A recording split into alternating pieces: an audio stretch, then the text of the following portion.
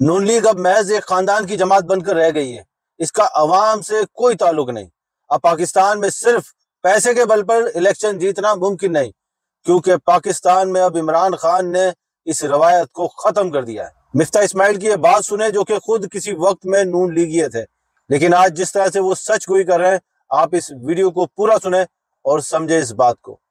آج مسلم لیگ کے ووٹ پانے والے چاہنے والے بہت کم ہیں۔ انہوں نے 8 فروری کو اس الیکشن کے اندر جیت قبول کری جو الیکشن وہ ہار چکے تھے، تو آپ لوگوں کو اور ناراض کر چکے ہیں۔ تو آپ بیٹھے الیجیٹمیٹ سیٹ پہ، اب آپ جو بھی بات کر لیں، بات تو وہ سیدھی ہے۔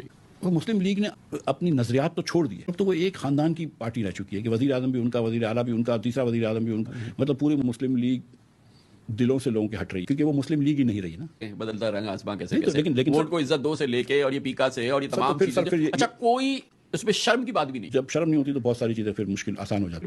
8 فروری کو تو عمران خان نے ان سب چیزوں کو الٹا دیا ہے کہ خالی ٹویٹر پہ اور واٹس ایپ گروپوں پہ اس نے مطلب کیمپین چلائی ہے، اور اس کا جو ہے وہ یہ بہت امپورٹنٹ آرگومنٹ ہے، آئی وڈ ایگری، ٹنڈا اور بیگن اور پتہ نہیں کیا کیا جیتا ہے۔ کیونکہ بیچ میں عمران خان کی جو بات آپ نے کی اور 24 کے الیکشن کی جو بات کی، وہ تو ٹرن اراؤنڈ جو ہے نا، اس میں تو سب ایک یوتھ کا بہت بڑا رول ہے۔ یوتھ موٹیویٹ، یوتھ نکلا، یوتھ نے یہ کیا، کمال کر دکھایا سر، ویسے کمال کرتی ہے۔ میں آپ کو ایک بات بتاؤں، 2 چیزیں ہوئی ہیں۔ ایک تو یوتھ عمران کو ووٹ بہت دے رہے تھے، مگر دوسرا ہے کہ یوتھ کی ٹرن آؤٹ ہمیشہ کم ہوتی تھی۔ اگر پاکستان میں 45% لوگ ووٹ دیتے تھے تو یوتھ 30-35% دیتے تھے اور باقی بوڑھے لوگ زیادہ دیتے تھے۔